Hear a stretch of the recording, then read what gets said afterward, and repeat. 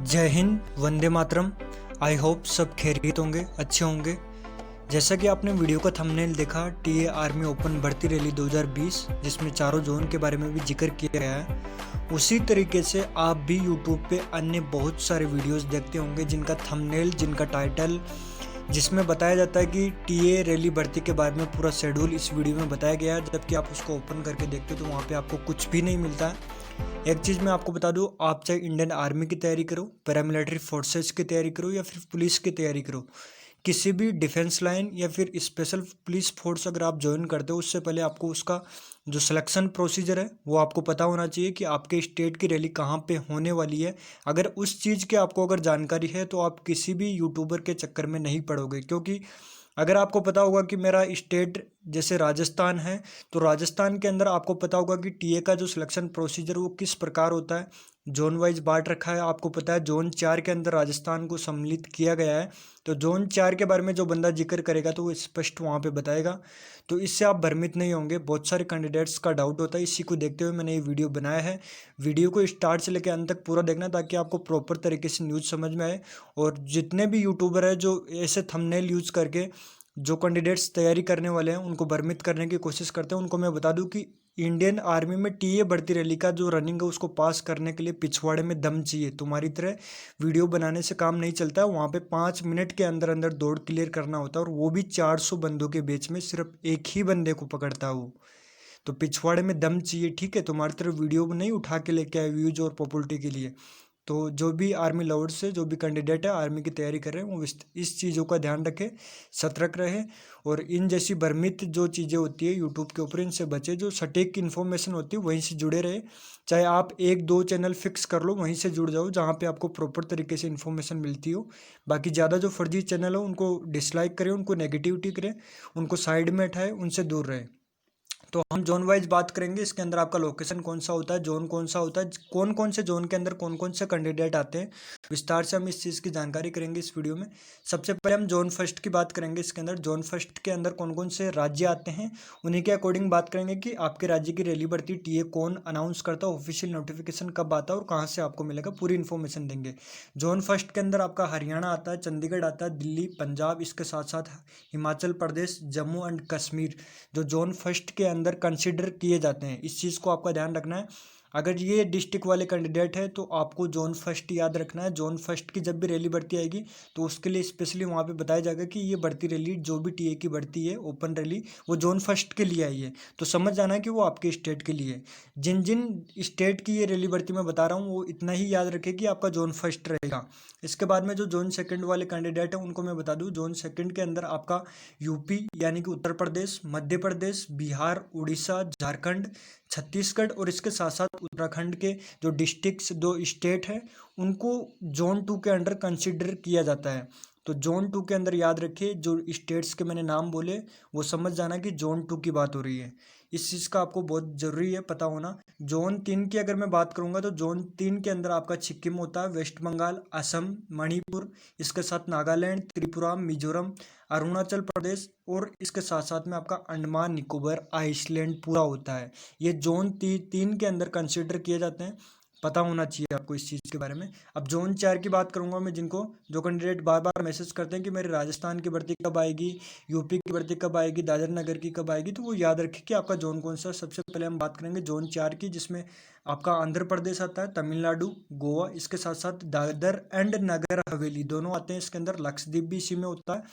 और जो फोर्थ है इसके अंदर, जो लास्ट है इसके अंदर, आपका दमन दीव भी आता है, पांडुचेरी भी आता है, राजस्थान, गुजरात और महाराष्ट्र, ये जोन 4 के अंदर कंसिडर किए जाते हैं। आपको पता होना चाहिए जितने भी स्टेट्स का नाम मैंने बोला है वो जोन 4 के अंदर कंसिडर किए जाते हैं। तो आपको इस चीज़ का अनुमान तो हो गया कि आपकी जो भर्ती रैली है कौन से जोन के अंडर करवाई जाती है। ये चीज़ आपको ध्यान रखना है। इसके बाद में अब आपको बेसिक जो इन्फॉर्मेशन होती है कि आप कौन सी पोस्ट के लिए अप्लाई कर रहे हो और उसकी क्वालिफिकेशन क्राइटेरिया क्या होता है, ये चीज़ आपको पता होगी तो आपको सिलेक्शन प्रोसीजर में बहुत ज़्यादा आसानी होगी। एजुकेशन क्वालिफिकेशन की मैं यहाँ पे बात करूंगा, जिसमें हम पोस्ट के बारे में और उसकी क्वालिफिकेशन क्या क्या रखी गई है इंडियन आर्मी के द्वारा उसके बारे में बात करेंगे। सोल्डर जनरल ड्यूटी की बात करें हम, सबसे पहले सोल्डर जनरल ड्यूटी के लिए यानी कि जीडी के लिए 10वीं या फिर 12वीं पास होना चाहिए। अगर आप 10वीं पास हो सिर्फ, तो आपके पास ऑल ओवर 45% होना ज़रूरी है, यानी कि 45% होना ज़रूरी है और एवरी सब्जेक्ट में 33 अंक भी होना ज़रूरी है, तभी आप सोल्डेड जनरल ड्यूटी के लिए अप्लाई कर पाओगे। इसके बाद में नेक्स्ट मैं बात करूँगा, आपका सोल्डेड टेक्निकल है। सोल्डेड टेक्निकल के लिए 12वीं पास होना चाहिए, 45% होना चाहिए और 40 अंक प्रत्येक सब्जेक्ट में होना चाहिए। अभी तो 50% कर दिया गया है। इसके साथ साथ में आपके पास साइंस स्ट्रीम होना चाहिए, जिसके अंदर आपके पास फिजिक्स, केमिस्ट्री, मैथ सब्जेक्ट होना अनिवार्य है। ठीक है, इस चीज़ का आपको ध्यान रखना है। उसके बाद में आपका नर्सिंग असिस्टेंट है। नर्सिंग असिस्टेंट में आपको एक चीज़ बता दूं मैं, 12वीं पास होने के साथ साथ में 50% तो होना ही चाहिए, लेकिन एवरी सब्जेक्ट में 40 अंक होना चाहिए। और वही कैंडिडेट अप्लाई कर सकते हैं जिनके पास साइंस स्ट्रीम में बायोलॉजी सब्जेक्ट है, यानी कि फिजिक्स केमिस्ट्री के साथ मैथ नहीं होना चाहिए। बायोलॉजी सब्जेक्ट अगर आपके पास है तो आप सोल्डेड नर्सिंग असिस्टेंट के लिए अप्लाई कर पाओगे। इसके बाद में बात करूंगा सोल्डेड टेक्निकल ड्रेसर आरवीसी के लिए।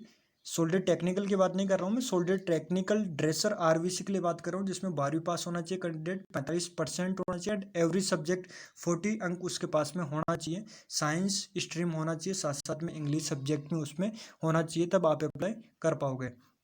इसके बाद में बात करूंगा मैं सोल्डर क्लर्क और स्टोर कीपर की, जिसमें 12वीं पास होना चाहिए, 60% आपके पास होना चाहिए एंड एवरी सब्जेक्ट में 45% होना चाहिए। साथ में इंग्लिश, मैथ या फिर अदर आपके पास सब्जेक्ट है तो आप अप्लाई कर सकते हो, किसी भी स्ट्रीम में हो उसका कोई प्रॉब्लम नहीं होता है। क्लर्क के लिए अगर आपके पास कोई सा भी स्ट्रीम है, साइंस, आर्ट्स, कॉमर्स, तो आप अप्लाई कर सकते हैं। लेकिन वहाँ पर इंपॉर्टेंट चीज़ ये है कि आपके पास 60% प्लस एवरेज सब्जेक्ट 50 अंक होना बहुत ज़रूरी है। इसके साथ में सोल्डर ट्रेडमैन के लिए 10वीं 12वीं दोनों पास बताई गई है। अगर आप 10वीं भी पास हो, 12वीं भी पास हो, तो आप अप्लाई कर पाएंगे एंड 45% आपके पास होना चाहिए। ये था आपका जो टीए का रैली सिलेक्शन प्रोसीजर था, उसके बारे में बात कर रहा था तीन देर। अब जो आपका रिक्रूटमेंट है उसके बारे में बात कर लेता हूँ।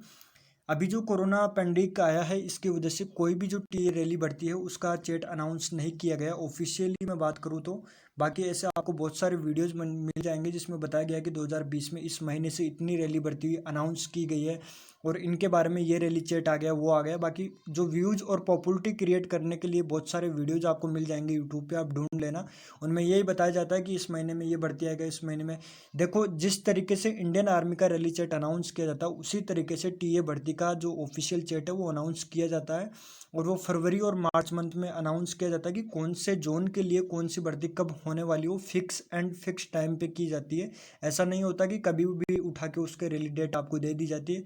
तो आप इन जैसे लोगों से भ्रमित ना हो जिनको इस चीज़ का पता ही नहीं होता कि कौन से टाइम पे जो आपका जेडारो यारो होता है वो रैली चेट अनाउंस करता है। तो मैं उसके लिए बता दूँ, इसके लिए टीए की जो स्पेशल भर्ती होती है वो जो मंथ आपका फिक्स होता है, जैसे मान लो किसी मंथ किसी स्टेट की या किसी जोन की भर्ती सितंबर में आती है तो सितंबर में आएगी, क्योंकि उसमें किसी एक स्टेट की भर्ती नहीं करवानी होती है, उसमें बहुत सारी 6 से 7 स्टेट्स लगभग होते हैं, तो उन सभी की रैली भर्ती कंडक्ट करवाई जाती है। तो उसके लिए स्पेशली आपको नोटिफिकेशन प्रोवाइड किया जाता है, उसमें पूरी डिटेल बताई जाती है कि किस तरीके से आपको वहाँ पे जाना होता है, किस तरीके से भर्ती होगी, कौन सा रैली ग्राउंड होगा, कौन कौन सी पदों के लिए आपकी भर्ती रैली होने वाली है।